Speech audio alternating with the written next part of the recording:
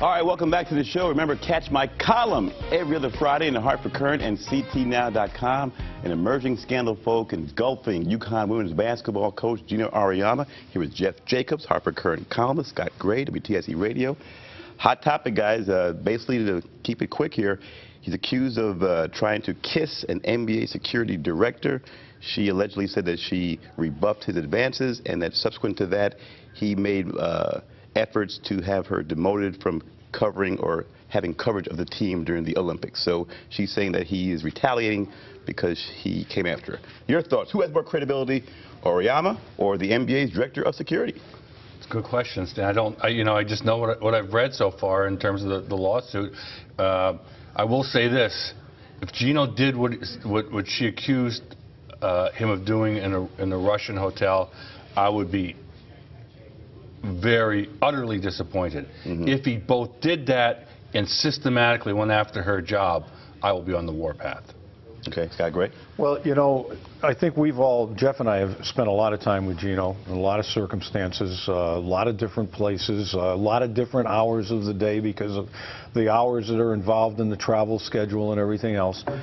And I have never seen anything that would give me an indication that he would do something like this. Right. But that's not to say that there aren't circumstances under which something like this could happen. Well, let's tell the whole backdrop. They're in Russia, right? It's late. It's 3 years ago, by the way, 2009, right? And so, is it plausible for someone to be in Russia at night, having a few, Smirnoffs, and for someone to act inappropriately? That's so out of the question. Absolutely, it can happen. We can only base what we know, and you feel as a journalist in 2012, you almost feel compelled to say, oh, I knew this was coming, or I saw something. But like Scott said, we've spent a lot of time. I figured about 18 years, probably 2, 3, 4 times a year. That's in excess of 50 times. Been around a lot of hours, a few cocktails. We've seen Geno Auriemma in action, and so our experience is that we would be stunned for this to happen. And the idea of him skulking behind her coming out of an elevator, that's beyond my. I have a hard time, believing that, and impossible for me to believe.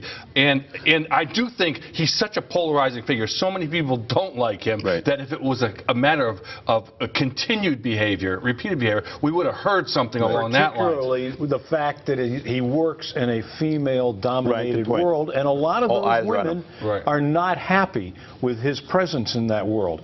And if there had been any inkling of impropriety before this, believe me, we would have heard about it. But that doesn't, like you said, doesn't mean it didn't happen once. Right. I mean, well, here's the other deal. To me, the smoking gun would be this, from my standpoint, as far as credibility. If indeed the incident happened, if she filed a report with her supervisor about this incident, alleged incident, 3 years ago, I give a lot of credibility because this thing is coming out 3 years later. So if she says this happened, and if she then reported this incident in a timely manner to her supervisor and said this is what happened, then guess what? I put a lot of credibility now on her because this thing is coming in 36 months later. So that to me is going to be very important as this story begins to unfold. And I think Geno will have more explaining to do if indeed she reported it to her boss quietly and said, hey, this happened, FYI. Well, according to the reports that we've had so far, and again, you don't know what's yet to come out, now that particularly with attorneys involved now. Reportedly, her feeling was she was just going to let the thing die. It happened. She felt that he was inappropriate, but let it die there. Where she says she decided it was time to speak up was when it became apparent to her that Geno had made the request to have her removed from the women's basketball detail for the Olympics. Now, if that's the case, it becomes additionally egregious because now it becomes what she's actually suing for is discrimination, employment discrimination. It's not a sexual harassment suit. Let's just assume it happened. Let's just play devil's advocate, right? And the incident did happen, maybe not quite like she outlined it, but there was sort of some flirtation going on, and say a few drinks were going back and forth, and now after the fact, he sees her here as a security person, says, you know what, it's probably not a good fit based on whatever happened 3 years ago. Not to retaliate, but just saying there's some kind of weird stuff that happened last time. I don't want her around. That it wasn't necessarily a malicious thing, but just that he felt from a comfort zone standpoint, it's not a good fit. What if he just did that? That's the most difficult part, because my gut tells me common sense would be if you did something inappropriate or borderline inappropriate, you and that person was there working there, you would do everything in your power to tread very lightly, not to go after them, because you knew what was coming if you try to force an issue on their ouster. So is Geno that stupid and that much of a power monger to try and force her out? Or, but on the other hand, doesn't a coach who's overseeing this thing have some? Now, security people travel with the team. Right. You know, you want a level of comfort there too. So that's the part we don't know. All that went into how she was eased out. What level of ousting? What they said to him? Hey, here's a crew here. You have these folks here. Here's your advance team, the PR people. Here's security. And he said, well, you know, can we maybe put this person here? Maybe it wasn't an overt intent to oust, but just simply saying, can we do something else with that person? That it wasn't an intent to move out, but just saying, if I had my choice, I'd rather have someone else in that slot. So it wasn't necessarily, again, overt or... Well, you know, I think there are a number of things that are at work here. She had been on this detail for 2 previous Olympics, and apparently her work was satisfactory enough that nobody had a problem with her being there, and after the first time she's brought back for a second time. Now she's initially assigned to the detail for a 3rd Olympics.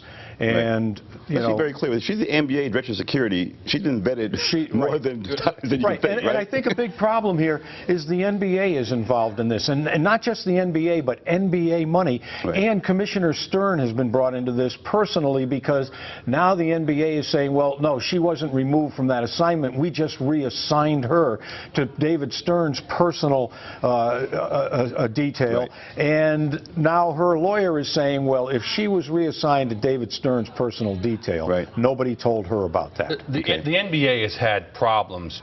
But that's not necessarily a bad thing, right? She's still going to go to the Olympics, right? Is that what no, she very much has a job, and it looks like she's going to the Olympics. She's seeing it as a demotion going to Stern's. Well, she's removed from a job. Yeah, because she feels she's been discriminated against over somebody acting on active revenge. I got to say this, though. The NBA has had 2 or 3 problems here, and this lawyer's been involved in it. And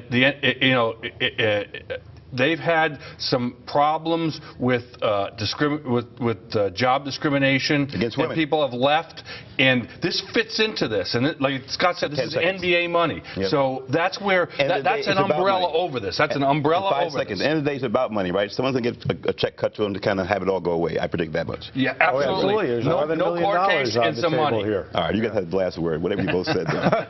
Scott, great. All right, folks, we got to wrap it up. Don't forget to catch the show, ctnow.com/Stan. And thanks to all our guests. Join us again next week. Don't forget the morning news, and Tim Lammers is next.